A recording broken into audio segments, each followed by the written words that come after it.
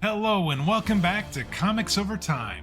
This season, which we're calling Murdock and Marvel, a history of Marvel Comics starring Daredevil, we're breaking down the year in the comic book industry in two parts. In part one, we'll look at the state of the comic book industry as a whole, as well as what things were going on in society that may have impacted the comic book industry during that year. We'll talk big picture about what's going on at DC and independent comics, then we'll shift our focus to Marvel. We'll look at who is creating comics, what new characters or storylines were introduced, and which comics debuted or ended. In part 2, we'll dive deep into Marvel's longest-running characters, Matt Murdock. We'll look at what the year had in store for the Man Without Fear, key things that happened, and who joined or left his world before spotlighting one key issue or story.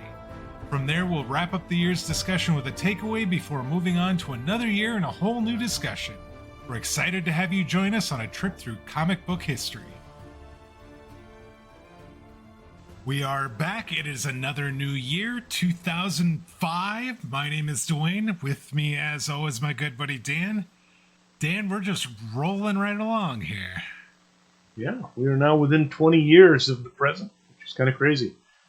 Some of these seem like they shouldn't be that old. Some of them seem like they were a lot longer than this. But overall, it was a great year in comics this year. I'm also starting to, as I look at it, think that maybe it was a turning point in some ways. We had a lot of movies that came out.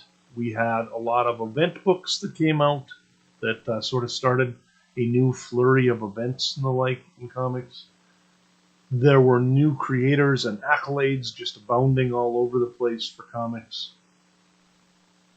Somehow, though, this all worries me a little bit more in retrospect than it should. So I'm going to have a couple of things at the end that I think interesting things for folks to think about. So we'll see. But first off, let's get to talk about a lot of great stuff. All right. This sounds like this is going to be a very interesting year. So let's not waste any time. Let's jump in and let's talk about the year in comics. The year in comics. All right, Dan, you kind of teased us with that this was a big year for movies. We've been starting with the movies when looking at the year in comics. What happened in 2005, and how many of these do you think I actually saw? So first off, yeah, I mean, when we do start with comic or with the movies, which is kind of weird because in some ways you think we'd lead with sort of what we're really talking about, but I like kind of looking at the larger culture. And so, yeah, this is going to be an interesting year because not only do we have all these movies, you're going to see we have a bunch of gallery exhibits going on.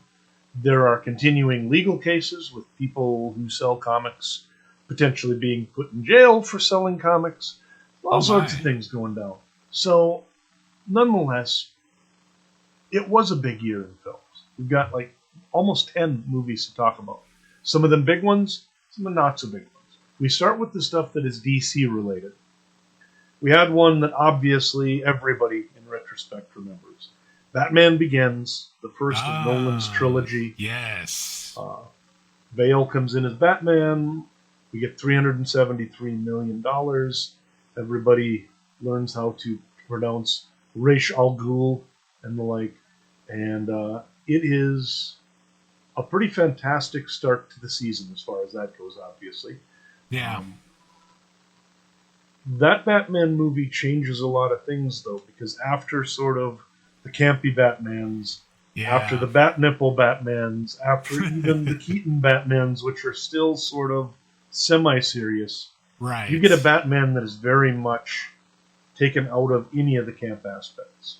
Yes. And becomes... This is dark and gritty and you know, everything I think of when I think of, like, Batman and DC kind of going forward, if I'm being honest. It's like Ang Lee's Hulk, only with a cape, basically, is what we're getting. Right? So, maybe not. But there's a lot of psychological content going on with it, and Scarecrow and all this other stuff as well. So, really a fantastic movie, though. And this is obviously going to get sequels and everything else, and it's very well regarded even to today. We also had another DC project, which was much lighter. It was an animated Batman versus Dracula, sort of like animated TV movie that came out this year. Okay. And then the other big screen movie was Constantine, which starred Keanu Reeves. So yes. this actually made $230 million. So, or at least it brought in $230 million. And it was well above its budget. So made good money, kind of critically panned at the time, but in retrospect has become a relatively well-beloved comic book movie in actual fact. Yeah, we did a review of that when you were away a little while ago, and I really liked this film, and that cult status that it has seems to have worked, because it does sound like we have a new Constantine movie starting up, kind of talks and discussions, like it's been green lit to the point where, and it sounds like Keanu Reeves is going to be coming back in that. Yeah. And really, I mean, Constantine never has gone away in a lot of ways, because he's been in a number of the animated shows, and then also in the Legends of Tomorrow CW series.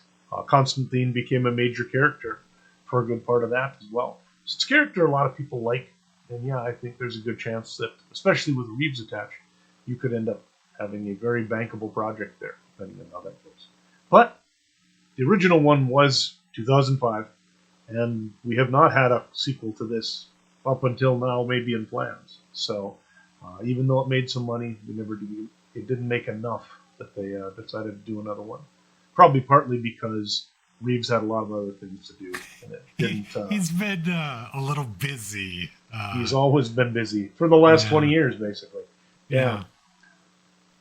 Then we have Marvel, who DC had really had two solid hits this year. Marvel, not so much, man.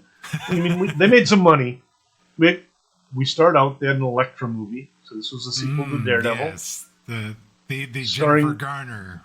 The lovely Jennifer Garner, who did everything to try and make this sort of a go. But it was just a terrible script. It was rushed out. It didn't really make a lot of sense. I still didn't hate it. It's not an unwatchable movie. It's just not a good movie. Okay. So, and ended up $57 million. I think it lost a little bit of money over its budget, but not something that is now beloved or has reached cult status. It is just forgotten. No, so. Though I think people are really happy to see Jennifer Garner return to Elektra in Deadpool and Wolverine, but absolutely, it wasn't on the power of the fact that they loved the Elektra movie so much as just like Jennifer Garner from Daredevil, and then No, I enjoyed that she returned, but not enough to go back and say rewatch the Elektra movie. Sure, right. After that, they did actually have one that made a bunch of money. Fantastic Four that year, the one that stars Gruffudd and Elba, Evans, Chiklis, made almost as much money as Batman Begins. It brought in $333 million, but not that terribly well critically received. It was a very forgettable movie. It wasn't bad, but again, it really, the special effects were not great. The story was not great. The Doctor Doom plotline and Doom himself was just kind of weird. And so that was not one that inspired a lot of love in people either. And then they finished up with Man-Thing, which was supposed to be a theatrical release. But according to what I've read, it did release briefly to receipts of under $1 million total. Many of the preview audiences may have actually walked out in the middle of it. It was so bad. Wow. And there are reviewers who at the time called it the worst comic book movie ever made. Which back, in 2005, there had been an awful lot of really terrible comic book movies made. So that's impressive. We're on the heels of Catwoman, for gosh sakes. Yeah. This one was considered unreleasable. So it did get a spot on television. I've never seen this, actually. So I don't suspect I ever will. I can honestly say I have not seen any of those Marvel movies. The Marvel properties as movies, yeah. Really? Oh. Man. No, I did not see the original Fantastic Four, nor did I see Elektra. One of these days we have to just and get together and have a marathon of old Marvel movies, because you've watched everything with me since like 2008, but these early ones. So, so that covers the Marvel and DC stuff. We also had a sequel to The Crow called Wicked Prayer, which is one of the few movies that, as far as what I can see, has a 0% on Rotten Tomatoes. It went direct to video, did not actually get a release window, and that's hopefully good, has been right? buried in the same hole. 0% on Rotten Tomatoes. That's good, right? Yeah. Yeah, buried in the same hole as Man Thing. So, on the other hand, there were a few other things. We had Son of the Mask. Not a good movie. Made $59 million back on a budget of over $100 million. This is a sequel to the Jim Carrey Mask movie from years before, but it does not have Jim Carrey in it. That's right. This had Jamie Kennedy in it, right? Jamie Kennedy. Yeah. It's awful. Looked terrible. That looked absolutely terrible. And yes, you were reading the trailer correctly. So, very bad movie. We did, though, then have 3 remaining non-Marvel DC ones, all of which I thought were pretty good. We had a Painkiller Jane TV pilot. And the pilot went well, in fact, incredibly well, and then caused the series to be picked up for a regular run. It got only 22 episodes, but it did get a full season the next year or 2 years from now. And then the other 2 movies are A History of Violence, directed by David Cronenberg, stars Viggo Mortensen, Bello, and then William Hurt. Hurt actually gets, I think, an Academy Award nomination for this. Made $61 million on a relatively low budget. This, if Man-Thing is one of the worst comic book movies ever made, History of Violence may be one of the best comic book property movies ever made. Really? It is very, very highly regarded. Even today, it still makes lists of best movies of the 21st century and things like this. If you haven't seen it, it's not an easy movie to watch, but it is a fantastic movie. And it is based on a comic property. It's very, very loosely adapted in a lot of ways, but nonetheless, the original property was a comic book. Okay. Also, one piece of trivia about this that I saw while I was looking into these. The rumor is History of Violence, besides being a comic book movie, is also the last major studio film to receive a large-scale VHS release. Oh, really? So, History of Violence is the end, the sunset of the VHS era. There were evidently still VHS copies of movies made for, like, sending out as screeners to some of the, Academy Awards. You got to assume things like some that. of the Academy Award voters refused to get a DVD player or anything like that for probably 20 years or whatever. But in terms of actually like released to the Best Buys and stuff like that, this was the end of VHS. So we are now fully entering the DVD era. And then the last one is not only a comic book movie, but it is a quintessential comic book movie, also very successful, and that's Rodriguez's Sin City. So yes. Robert Rodriguez was a big fan of the Sin City comics by Frank Miller. He brought Miller in actually as almost like a co-director, and then he brought in this fantastic cast of Jessica Alba and Benicio del Toro, Owen Murphy, or Brittany Murphy, Clive Owen, Mickey Rourke, Bruce Willis, Elijah Wood in that weird, freaky role as the serial killer kid.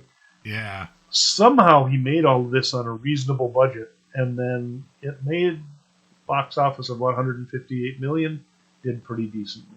But it is a really interesting movie in that it looks almost exactly like the stylized Sin City comic book. Yeah, this is the black and white one, right? That is, and occasionally there's a little color here and there. Yeah. Yep. Yeah, no, I saw that, and that was very, very cool. Like, I remember really liking it, despite not knowing really anything about the comic. It just was just like, But I remember being like, this thing is like, it's on steroids. There is just so much action in this film. Yeah, this back in the day before it became an overused and almost out of date term, this would have been a badass movie, right? The idea that everybody in it was just like completely hyperkinetic and oversexed and overmuscled, and all of the women were insanely beautiful and wandering around basically with guns. Everyone had guns, but it was a lot of fun. So kind of an up and down, literally, like it was the best of times, it was the worst of times year for comic movies. But if you've got Batman Begins and you've got A History of Violence and you've got Sin City, I think you got to admit there's something for everybody that's pretty darn good in 2005. So I've seen 3 of those. There you go. Not bad. All right, so let's move on. Let's talk about the actual comics themselves. What was new? What was interesting? What stands out to you when you're looking at the comics for 2005? Man, did DC have a year. To start off, there's a book, All-Star Superman, which I think most people, I should never say most people, a lot of people would say is one of the best Superman stories of all time. And that came out by Grant Morrison and Frank Quitely this year, or at least it started this year. That's been the subject of all sorts of adaptations. It's almost certainly going to be, when you look at like the robots in the trailer for the new Superman movie, it looks like there's going to be a significant sort of influence from All-Star Superman on the Superman movie coming out this summer. But just in general, fantastic Superman story. Speaking of best of times, worst of times, we also had All-Star Batman by Frank Miller, which is one of the worst Batman stories in the history of Batman. So really, that was, it is misogynistic and illiterate is probably the kindest terms I can use to describe it. Oof. And this is a book that is drawn by Jim Lee, one of the most fantastic artists in comic books. Right. It looks absolutely beautiful, but the story is so disappointingly awful that it seems like it's written by a non-talented 12-year-old. It's just awful. You're surprising me because it's like, here's Frank Miller, who I like and has done some really great work. Here's Jim Lee, who does fantastic art. And it's like, what could I want more? Probably not very much than a Frank Miller, Jim Lee, product. Yep. And then here it is. And then it turns out not to be that good. Yeah. And in fact, the sales of the first couple books of this are through the roof. And by the end, it is straight to bargain bin. Sure. Because we all just gave up on it. But anyways, Brian Azzarello comes back this year. After having trouble writing Superman the previous year, they brilliantly said, well, maybe you understand Lex Luthor better. And so they gave him Lex Luthor as a miniseries. And he and Lee Bermejo is this just brilliant artist who does kind of like a painted watercolor-y kind of art, produced a book that is just a fantastic sort of look at Lex Luthor as a character and why he hates Superman so much. And in some ways, why it makes sense that he's trying to destroy Superman all the time. We also had Infinite Crisis, which you'd already had, like the Crisis on Infinite Earths. Now they came back again and they're like, oh, we want to reset the universe a little bit. It's time for another crisis. Time for another, Flash to die. Time for another bite at this apple. And that was really successful as well. They had the Day of Vengeance miniseries over at Vertigo. Dead Boy Detectives comes out, which is going to eventually turn into a television show. So really a good year for DC. Outside of DC, we've got a couple of reprint collections I love. The Karl Barks collection hardcovers came out, and the complete Calvin and Hobbes came out. Okay. Both of these are like loving treatments of just some of the greatest comics and comic strips ever made. So Right. I have the complete Calvin and Hobbes. I have never been able to afford the Karl Barks collection hardcovers, and I don't know if maybe they've come down in price a little bit now. But back in the day, they were well beyond the means of this particular sort of comic collector. So another book I really liked was Fell. And Ben Templesmith did the art on that, and it's this crazy sort of really noirish, grayish watercolor kind of thing, but it is super moody and beautiful. Seth Green, another one of the Hollywood types that made his way to comics, Really? wrote a book called Freshman, or co-wrote or worked on. Right. That was actually a lot of fun. There was a mini-series called Girls by the Luna Brothers, which sort of took the industry or the readership by storm a little bit. That came out from Image. I actually really liked that story. They had some hit or miss things after that, but that one was kind of interesting.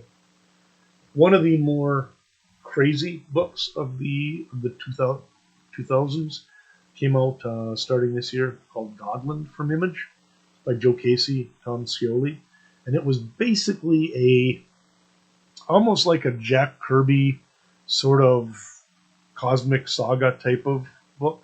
Okay. Scioli's actually done a biography of Jack Kirby. He's really an acolyte of Kirby's style and the like, and he just sort of decided to have fun with that and channel Jack Kirby in this book.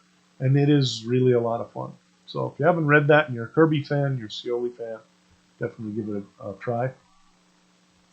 In terms of things that no one could have anticipated what would happen later, a weird little cartoon frog called Pepe the Frog was created by an innocent fellow named Matt Fury this year for one of his comics.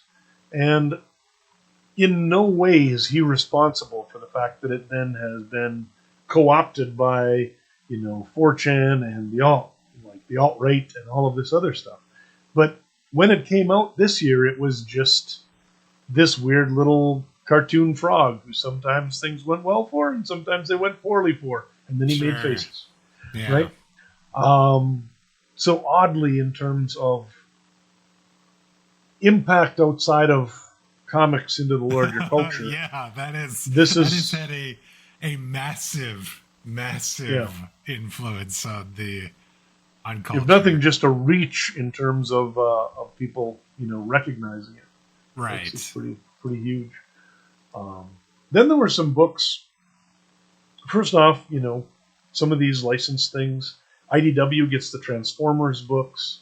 Dark Horse got had the Star Wars license. There was a new Star Wars movie that came out this year, so that really kicked them up. They're going to be one of our higher selling companies this year. But there were 2 or 3 sort of hoity-toity books that came out this year that I actually really enjoyed. Hoity-toity, okay. Hoity-toity, but not here. really. But they are semi-educational or just fun that were more in a literary way. We got Action Philosophers, and these have been going on now for quite a long time. But essentially, they were comic book retellings of sort of the biographies and philosophies of historical thinkers. You can get them just about anywhere. They're now in bookstores and the like.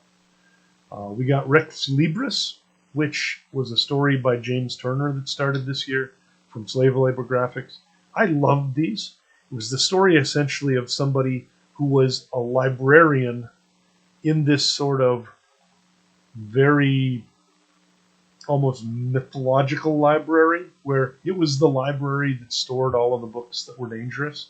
And so his job was to not only keep the library from being invaded by Huns that were coming out of some of the books or whatever, but also to occasionally go out and retrieve books that were overdue from like galactic warlords and stuff. Oh God! I loved Rex Libris. It is an underrated. The premise is great. If nothing else, the premise makes me curious to at least go pursue and look and see about this. execution was fun too. And Turner has a very different kind of blocky art style that makes the whole thing just even wackier and crazier. So, and then lastly, we did also have Art Spiegelman doing his first new work in a while, with portraits of the artist as a young, and then it's just squigglies, essentially like swear word squigglies. Expletive exactly. marks, yes. As a young Very expletive. Nice. Which, that was kind of cool because we hadn't seen anything out of him in a while. I think that was serialized, so it took a while to come out. But so that's some of the stuff that I found interesting. It was a big year for DC, and it was also a big year just for interesting and different comic books. There's a lot of stuff out there this year. It does seem like there's just a wide array of things. Just on just even the stuff that you hit there, I think that there was a little something for just about everyone. It seems like. Yeah, and I think the only thing that was even touching on superhero was Freshman. Other than that, most of the stuff that I liked that wasn't DC this year would have been outside of the superhero stuff, and some of it was not even supernatural. So what did that do as far as the industry then? What sort of sales numbers were we looking at? Who had what as far as kind of the percentage pie of reach and that sort of thing? What are we looking at? And did it work? Did the line go up this year? There you go. Our man John Jackson Miller over at Comicron says yes. Total sales were up 7%, 3% on comics, 12% on graphic novels. So again, the collected trades and the like are where most of the increase in dollars is coming from. But Marvel ends up with about 30% of those, or 37% of those dollars. DC about 33%. Dark Horse is a bit over 5%. Image is over 3%. Tokyo Pop also about 3%. Viz 2%. So about 5% of these sales now are on manga. Wizard is still at 2%. IDW, mostly on Strength of Transformers, comes in at 1.5%. So those are the ones that were over 1% this year.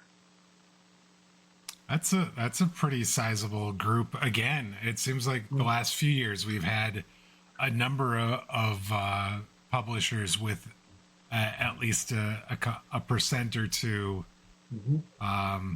taking the share of the sales. So what other newer interesting things were happening at kind of the publisher level, or things that you want to call out for 2005? The return of sort of the event of crossover titles at Marvel and DC. Star Wars tie-ins were abounding. We did have those All-Star books. We're going to talk about House of M over at Marvel. Bestsellers were like the All-Star books, House of M, Justice, which was another one of those painted Alex Ross books that you kind of, we've read a few of, and they're so fantastic. Green Lantern, New Avengers, and then it was also a Supergirl book that came out that the first few issues made some really good sales. So other than that, we're getting a lot of website presences. DC Direct website comes out, which allows you to buy like statues and other things like this. For the most part, I don't believe they sold any comics. They sold comics. Really? Okay. Tchotchkes, statues, and posters and things like this. We also are starting to see DC get into the sort of exclusive deals that Marvel had started.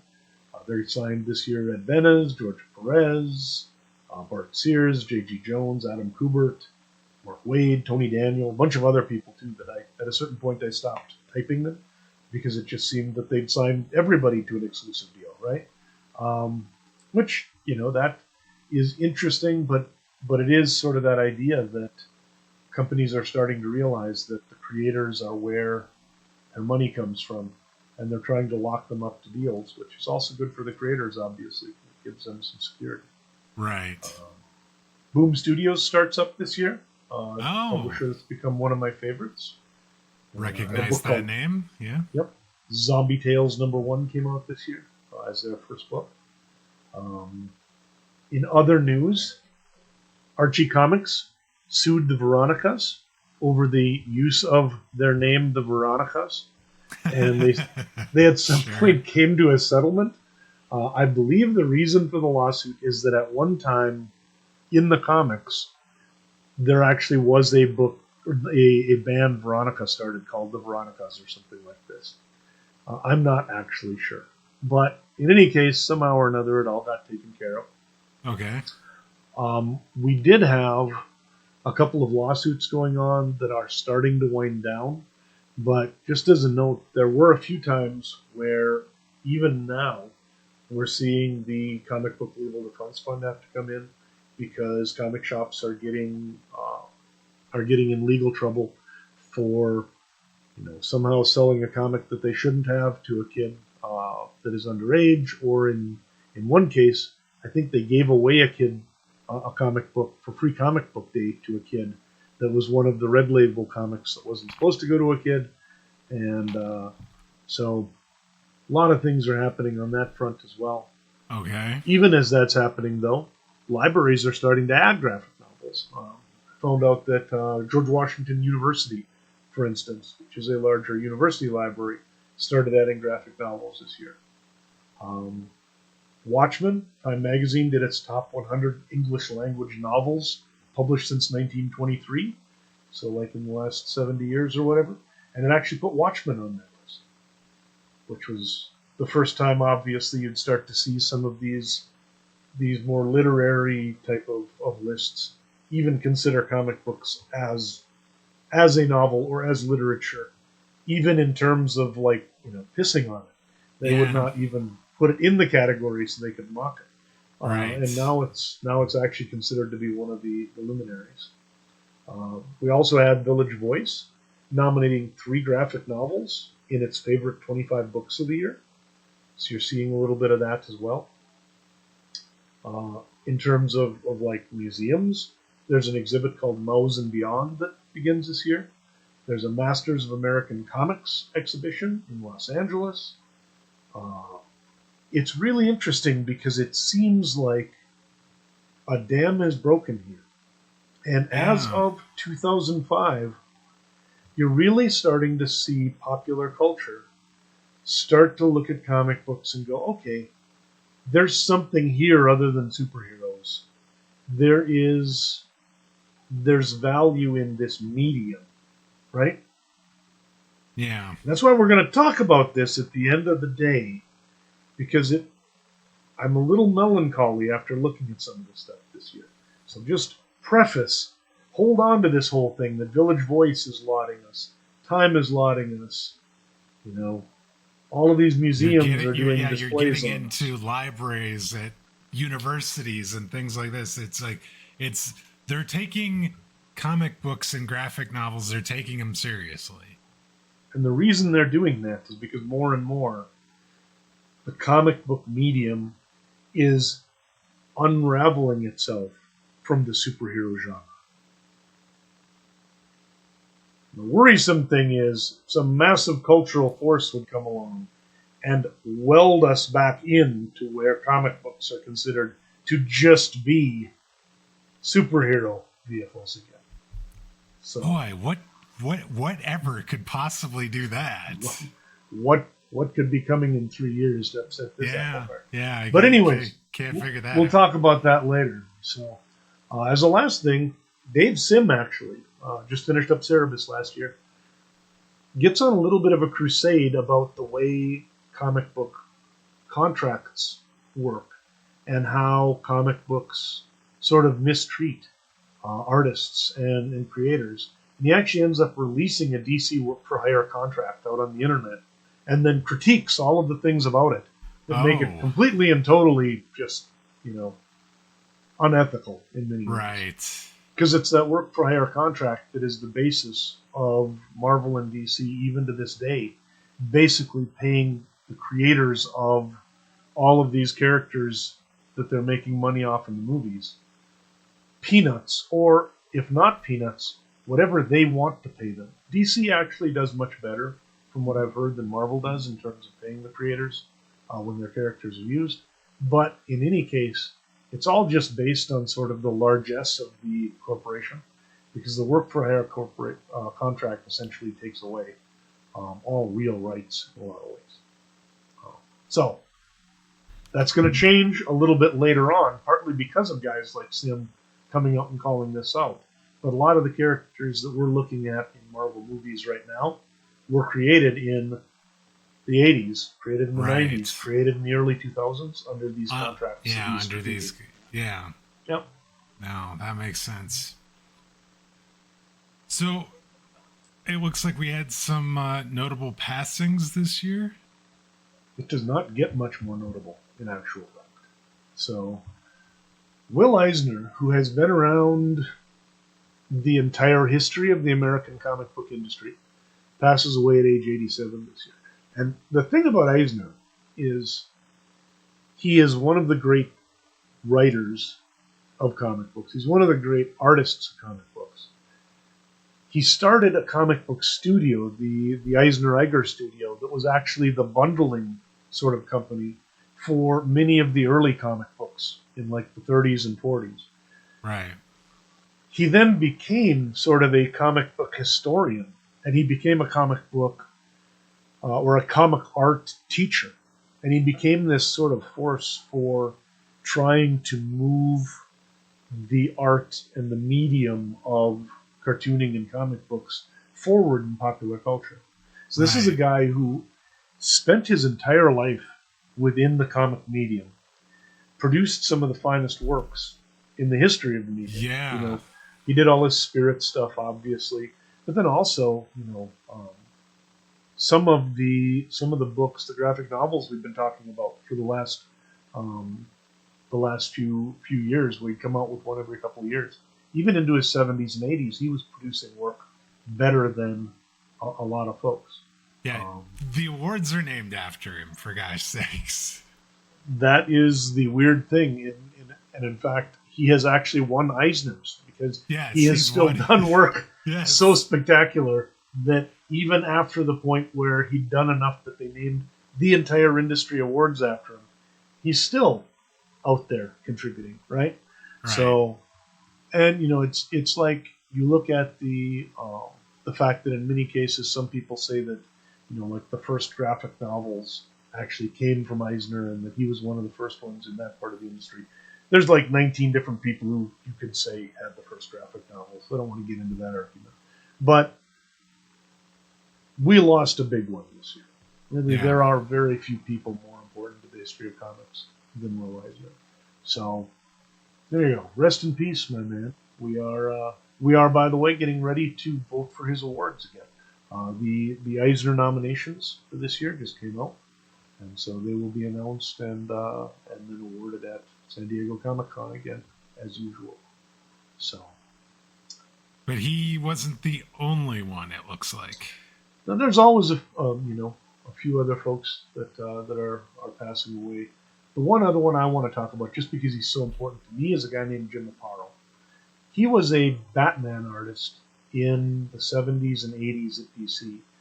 He started out doing a lot of things like Aquaman and books like this, and then moved on to a title called Brave and the Bold.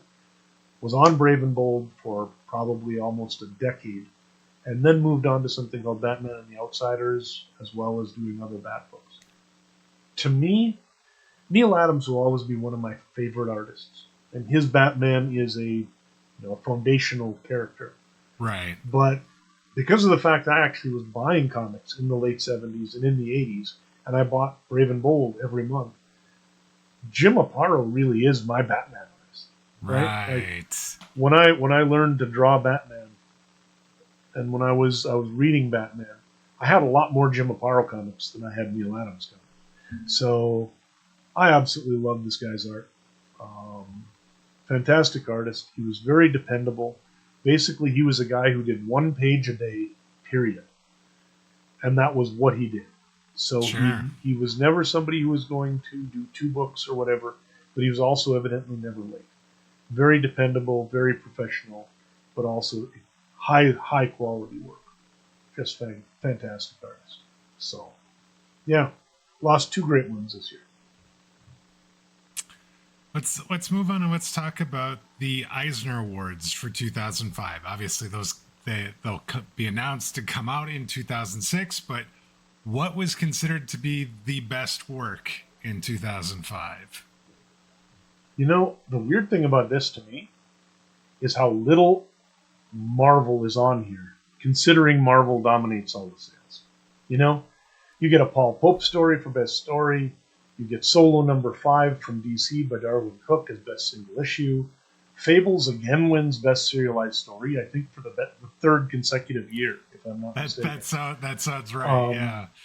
Astonishing X-Men by Joss Whedon and John Cassaday does win best continuing series for Marvel. Seven Soldiers by Morrison and All-Star Batman, also by Morrison, both at DC, win limited series and best new series. Best publication for younger audience is Owly, which 2005, my son is 1 year old. His very first comic book is not Owly comic book. These are fantastic. I absolutely love these. That was great stuff. You know what? Digital comic, Scott Kurtz wins for PvP. Kyle Baker did his Nat Turner, which won for best reality-based work. Alan Moore wins best writer. Jeff Darrow, best writer-artist. Kyle Baker gets humor artist or writer. John Cassaday actually gets best penciler and inker. Ladron gets best multimedia artist for Hip Flask, which is the mutated hippo comic books. Okay. It really is fantastic art. There's no way. He absolutely killed it on those. Best cover artist, James Jean on Fables, which absolutely makes sense. Chris Ware is best colorist. Klein, as usual, wins best letterer. Somebody named Aaron Reiner gets talent deserving of wider recognition. I don't know a lot about Aaron Reiner, so I'm not sure exactly where he went from there. I meant to or mean to look into that. Find out a little bit about where he went from here.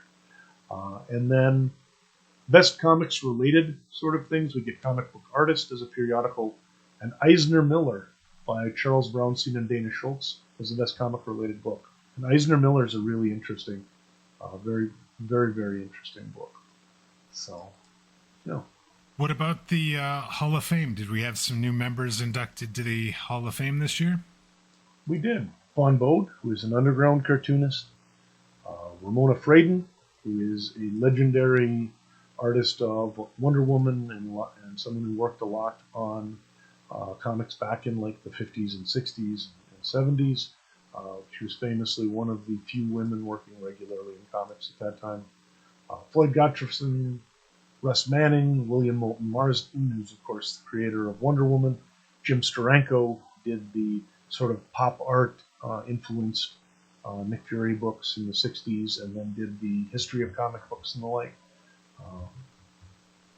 Really another very solid class of creators. So, good stuff. Yeah. All right, Dan, before we jump in and talk about Marvel, what were your favorite non-Marvel comics in 2005? All-Star Superman is actually as good as it's cracked up to be. If you haven't read it, it is fantastic. And then Owly. We gotta give props to Owly. I thought that was the coolest thing. It's a comic written for non-readers. So it's a comic book where it's this little owl and all of his little friends, and when they talk, instead of using print, he does pictographs. Oh, so if okay. Owly looks at something and he's like, there's an apple tree and he wants an apple, he will have a little word balloon, and it's just got a picture of an apple in it. And so the idea is that it lets young non-readers get that idea of how to follow the narrative of a story without needing to know the actual letters that in words. Okay, that does sound interesting. Yep, it's very cool. Andy Runton did those. Really a neat idea. Very cool stuff. All right. We've kind of covered all of the outside of Marvel stuff for 2005. Let's jump in and talk about the year at Marvel, because it seems like there could be some interesting stuff going on here. The year in Marvel. Excelsior! All right, Dan. The year in Marvel. good year for Marvel? It seems like comic books themselves had a pretty decent year. What about specifically Marvel this year? Well, they made a ton of money. Made more money than anybody else. Sold more comics than anybody else. So it couldn't have been too bad either. By one measure, they're doing okay. Okay. So by the other measures, though, they really did steam ahead in 2005. Joe Quesado took on some additional responsibilities. Brian Bendis was put in charge of Marvel's first big event book in years. You ended up with new stories, new characters, some of the best young talents in the industry, and it just made for a spectacular year for Marvel. Really was a fantastic year. Yeah, okay, so total number of series that Marvel put out this year. 449. Wow, that's actually a pretty big step up from the last few years, right? It is way up, like not quite 100, but just about. And it's almost all, I put a new category in, series with only one issue, because there's 449, 331 of them are new series, and 212 of those are either graphic novels or one-shots that are mostly reprint material. Okay. So what they did really is they flooded bookstores with back-issue catalog material, which is part of the reason why graphic novels are starting to go up, probably, is they are getting more of this stuff out, like the essential comics. They're getting all the essential Avengers and essential whatever else out there because they proved to be successful. Well, now they've got to get the rest of those books out. Right. And so, yeah, a lot of these are going to be compendiums and things like that. But okay. So 331 books, there were new series. 304 of them were ending series. That means you had, 29 new series that continued into the next year? Yeah, so Yep. 27, actually, I think, right? 27? Sure, Yeah. That sounds right. Yeah. Okay, so I've heard of House of M, but Yep. I don't know anything about House of M. That was... but this is a return to the bigger sort of event book like they were doing back in the 90s. Yep, so what happened here is after the Avengers disassembled, that Bendis was in charge of, right? Where, Wanda sort of betrays the Avengers and kills Hawkeye and messes up all sorts of stuff. And then when her mind breaks, essentially, her father Magneto and Quicksilver, her brother, take her off someplace. Well, in House of M, she ends up getting her powers back and deciding to make everyone happy. And the way to do that is to simply make sure that mutants are now not hunted and are not a minority, but in fact, mutants are sort of in charge and almost the majority. And so she creates a new pocket reality, essentially, kind of like the one we had back with the X-Men a few years ago in the Age of Apocalypse, where Magneto is now in charge of the world, basically. Mutants are all over the place. Mutants are in charge of various parts of the earth and the like. It's just a very different thing. And nobody remembers that things were ever different, except one girl who remembers how things were supposed to be or how they used to be, and goes around telling various heroes and Avengers and whatever that, this isn't really how it's supposed to be. Sure. And then when Magneto finds out about this, for some reason he gets really angry and he kills Quicksilver and all sorts of stuff. And eventually, with all of the stuff going on, at the very end of it is when Wanda just sort of whispers, "No more mutants." And then the last page of it famously goes sort of white. And when you return to the Marvel Universe afterwards, most of the mutants, there used to be millions of mutants in the world, now we're down to just a few hundred of them. So many of the X-Men are depowered, all the rest of this. And then there's also other things that come through that as well. Wow. So this ran through a bunch of different titles because many of the other heroes also had things happen. Like in the new reality, Spider-Man is married to Gwen Stacy, and he's got a family and everything else. Well, when they come back after the realities changed, for some reason he still remembers this. So now he's married to Mary Jane, but he has memories of being married to his girlfriend who died, like, back on the bridge years ago. Right. Wow. Okay. Yeah. So, problems. Um, it's starting to seem like there's lots of things in Spider-Man's life that are going to be difficult. And maybe it would be better if it would all just go away. So we'll see if they've got a plan for that in a couple of years. But right now, yeah, and this was with a number of the heroes. There were things like this when they came back. So it did change some of the status quo relatively substantially. And it did pretty well? Was that one of their better selling comics this year? Absolutely. And it was controversial because they did a bunch of stuff, but it was, I think, pretty well received in a lot of ways. Partly because it did clean up some of the continuity. There had just gotten to be too many mutants, probably. You just can't have all of those and be able to...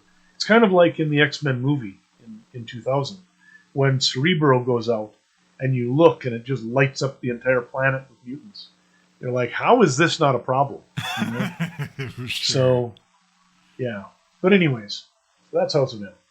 So what about the new Avengers? That seems to be another Brian Michael Bendis book? Yeah, this is Quesado and Bendis with the idea that basically after Avengers disassembled, where a lot of the original Avengers sort of went away, what they wanted to do is they're like, look, our most popular characters are Spider-Man and Wolverine. Why aren't they in our team book?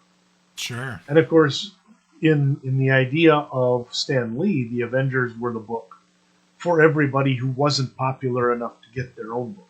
So when somebody got their own book, a lot of times they'd get spun out of the Avengers so they could spotlight somebody else who didn't have their own book. Right. No, that makes sense. Because early on, a lot of these guys like Thor and Cap, they were sharing like a Tales of Suspense or something like that.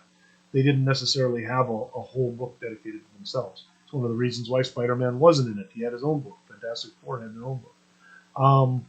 But in any case, New Avengers then is some of those original heroes, along with, because you've still got Cap, I think you've still got Iron Man, but Luke Cage joins this way. It's just a new lineup of Avengers. And of course, it's written by Bendis and is drawn by David Finch, which means that it's going to look gorgeous. Yeah. It's a very, very, very, very cool book. Also sold well. People like that one. Iron Man had one of its most interesting stories in years in the Extremis story. This is the one with art by Eric Granov, the guy who's going to sort of help design the Iron Man costume or the Iron Man armor for the movie.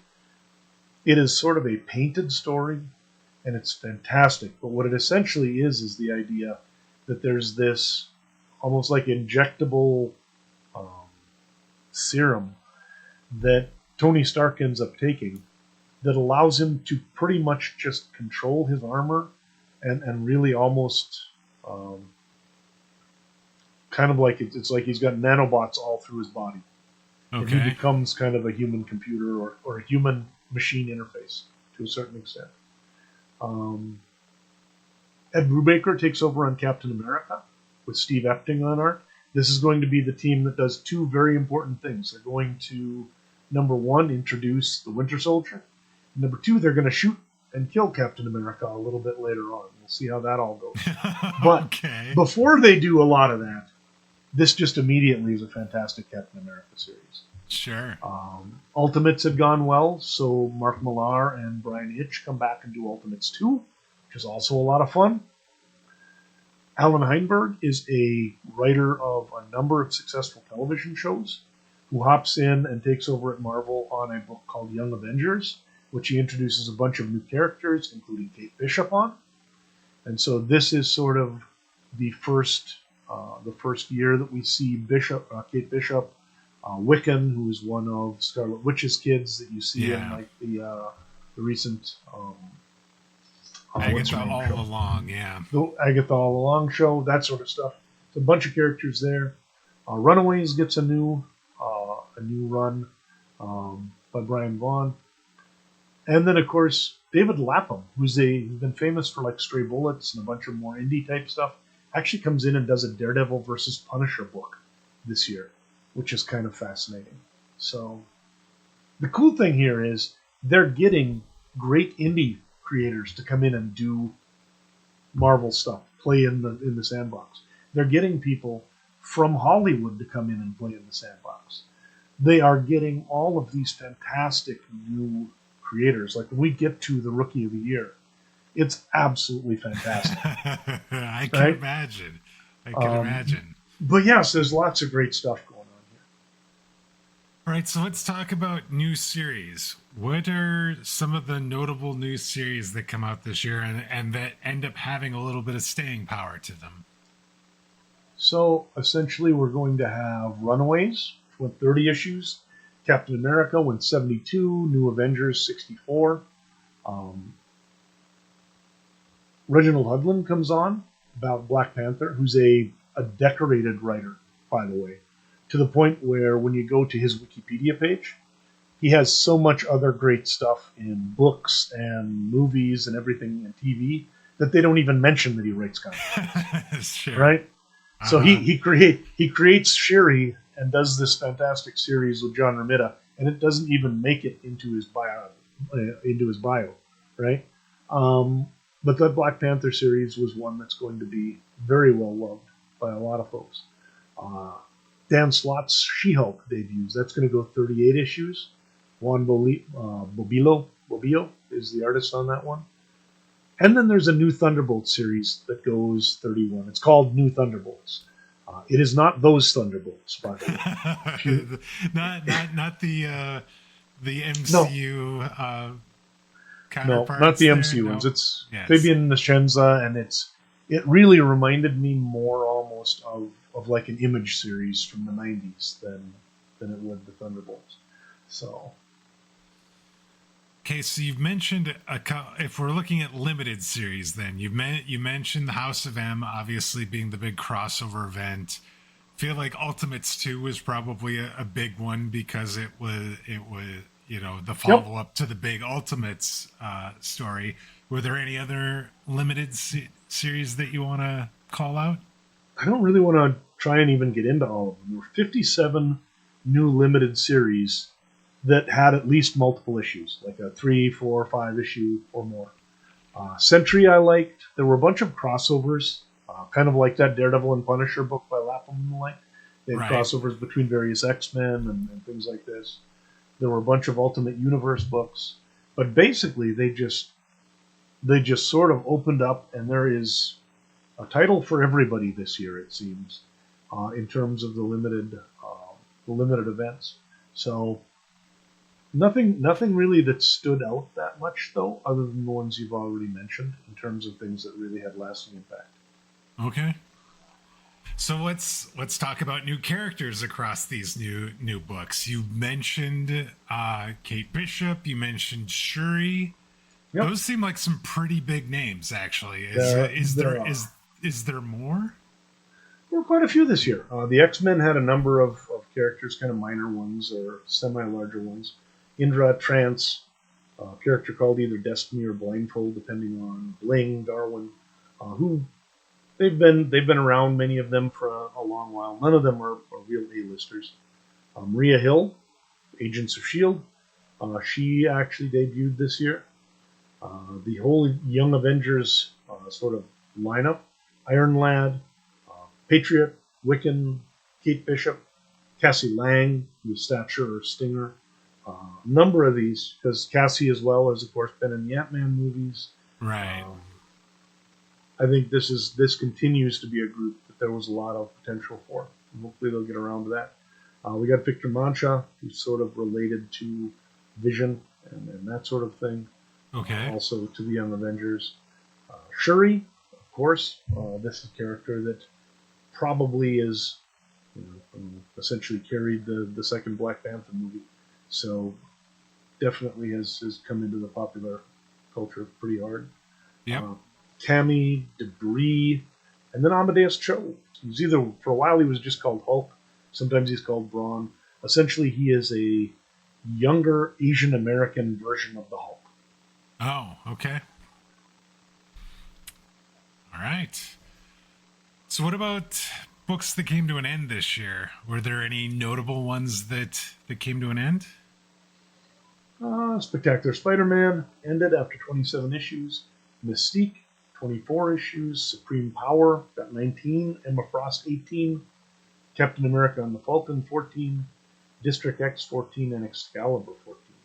And most of these books, to be quite frank, I'm looking at and thinking 5 years ago, they'd have been lucky to get a 3-issue, 4-issue miniseries with these characters. Sure. And they made it 2 years on a lot of them, right? So I think as weird as it is, the fact there's this few of them, there were books that have been going on that died, and really the impressiveness of how long a lot of these titles made it. I think it shows relative health in terms of how Marvel's doing. We didn't lose any of the books that have been going for 50 or 60 or 70 issues. Right. So, okay. So let's look at the people making those books. Who's in the bullpen this year? Joe Quesado, editor-in-chief. He's been there now for a few years, right? If I'm remembering correctly. Yeah, quite a while. I mean, they basically about 2000 he came in, I think, and took over. So It's been 5 years or so he's been in charge, maybe a little bit more than that, because they originally came in to do the Daredevil stuff and make that sort of separate line, and then got hired on after the success of it. Right. But yeah.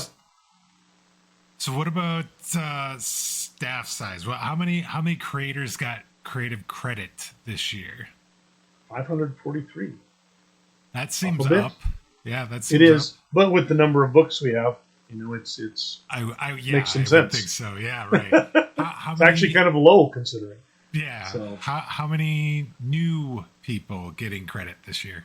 90 people had their first credit from Marvel this year, which again, it's a decent number. It's not a huge number compared to what we've seen some years, and that's healthy, I think, because when we were getting 130 people new on a staff of 400, that just or a staff of 300, it was not healthy. Right. Just think of your own job. If a third of the people you work with turned over every year, how disconcerting that would be, right? Yes. So you have a very interesting note here about Brian Michael Bendis. Yeah, 77 credits this year, the equivalent of writing 6 books a month or more. Oh, and you start to wonder why Brian Bendis began to get that reputation as somebody who maybe is, some of his stuff isn't as great as it used to be. I mean, it's hard to be as good as you are or as you were when you used to be working on one thing a month or 2, and now you're doing 6. Yeah. And planning out big events and everything else. So it also does sort of underline the idea of people getting fatigued by his work and his style, because if it suddenly is pretty much everywhere, it's like goodness. Yep. All right. Yeah. What about let's talk about the Rookie of the Year candidates. You had a lot of people to choose from. You had some Hollywood people here as well. Yep. Who were some of the people that were in contention for the Rookie of the Year? So there were 2 artists that I really liked that debuted this year. Michael Lark did his first work for Marvel. Lark has been on Daredevil, of course. We're going to see him in the near future here doing some pretty fantastic stuff. He also did a bunch of things on Cap. Has worked pretty regularly with Ed Brubaker. He also did a lot of great work at DC. He worked on Gotham Central, which I absolutely love. And then we had David Aja. Now, how he likes that pronounced, it's AJA, so Aja, whatever, fantastic artist. He worked on Iron Fist. He's worked on Wolverine. He did the Hawkeye series with Matt Fraction. That was sort of the one that introduced Pizza Dog and a lot of the concepts that have gone on to be in the Hawkeye series. He is also the guy who managed to get much of his design work stolen by Marvel without any particular credit, because there's a very, very distinct look to the Hawkeye books, and they just cribbed that plain and simple for the TV show. but nowhere is there any credit to him for the fact that much of that design was his. So I'd be a little ticked if I was him. But he went out on Twitter and reminded everybody exactly what was up, and everyone was like, yes. Yeah, no argument, man.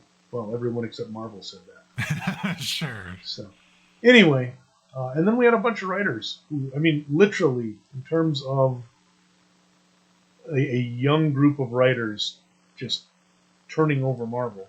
You had Alan Einberg coming in, doing that Young Avengers work. You had Reginald Hudlin, again, another guy coming in from Hollywood, doing Black Panther and co-creating Shuri this year. You had Matt Fraction with his first Marvel work. He's going to go on to do Hawkeye. He's going to do a big X-Men run, work on the FF, work on Iron Man. He's going to work with Aja on an Iron Fist story that I think is one of the best Iron Fist stories ever. Fraction is just a fantastic writer. Any of these guys is a reasonable choice because, I mean, Hudlin making Shuri, we've had years where there are winners who did not have as big an impact as what Hudlin, because he revitalized and sort of redid entirely Black Panther. He also created the Dora Milaje and changed sort of a lot of the way that we look at sort of the relationship of Wakanda to the rest of the Marvel Universe and the like. Heinberg obviously created all of these great Young Avengers. But there can only be one leader. Yeah, so who does get the nod for Rookie of the Year in 2005 if it's not any one of these other really great creators? It has to be Ed Brubaker, man, because he is fantastic. He is the guy who comes on to Captain America, brings back Bucky, creates the story of the Winter Soldier that's going to be so integral. I mean, if you look now at sort of the next phase of the MCU, I think Bucky is as important as any character right now. Yeah. It's currently still going in Marvel, right? Right. In terms of the movies. He did a cool run on the X-Men. He, of course, did all of the stories in Daredevil that we're going to be reading. It's not easy to follow Brian Michael Bendis. It's especially not easy when Bendis leaves the run in the state that he left it in, as we're going to be talking about. Yes, we're going to be talking about that this week is the last of the Brian Michael Bendis books this year. And then he also, under an imprint, it was the Icon imprint, he brought his criminal books. And there was a long run of criminal titles that he brought in that were fantastically successful and critically acclaimed as well. So yeah, I think Brubaker, bringing in the Winter Soldier story, a lot of the Daredevil stuff, and just overall some of the quality he did, he has to be our winner. No, that makes a lot of sense. Ed Brubaker, your Rookie of the Year for 2005. Dan, before we get out of here, your favorite Marvel comics from 2005? I love the Extremis stories. I think we read Extremis actually when we were doing. I'm pretty sure we did when we were looking at one of the Iron Man films. I think we did look at that book. Yep, and then also Daredevil. This year's Daredevils were some of the best comic books coming out, so I loved them at the time. I'm going to tease this, but there is a story this year in Daredevil that I think is my favorite one of the Brian Michael Bendis run, and it might be like in my top 2 or 3 of all stories. And it's weird because it doesn't seem like there's a lot to it, but I loved the way it played out. But we'll talk about that next week. But that's just a little tease. There is a story this next week that I really love. So I'm wholly with you on liking Daredevil this year. And interestingly, folks, well, I think I know which one he means. There's actually at least 2 stories that it could be, because there's some real bangers this year coming out of Daredevil. Yeah. 2005 was a fantastic year for that comic book. Yes. But we're going to have to save that for another week. We're going to wrap things up right here. We'd like to thank you all for joining us. If you're new to the podcast, please consider subscribing on your podcast player of choice. That way you'll get each new episode as soon as it's released. Now, if you've already subscribed, we'd appreciate it if you'd share the show via social media or leave us a review. That will help other new listeners find the show that much easier. Now, whether you're new to the podcast or you've been with us from the beginning, we'd love to get your thoughts on this week's show. What did you like about 2005? Let us know. Send us those comments via email. That address is comments@comicsovertime.com, or you can reach out to us via social media on Blue Sky. We're at Comics Overtime there. Dan, we talked a lot of really interesting comics this week, and we didn't even talk at all about Daredevil. But we're going to remedy that in 1 week's time. It'll be fun. Yeah, this was a great year of comics. 2005 was really interesting.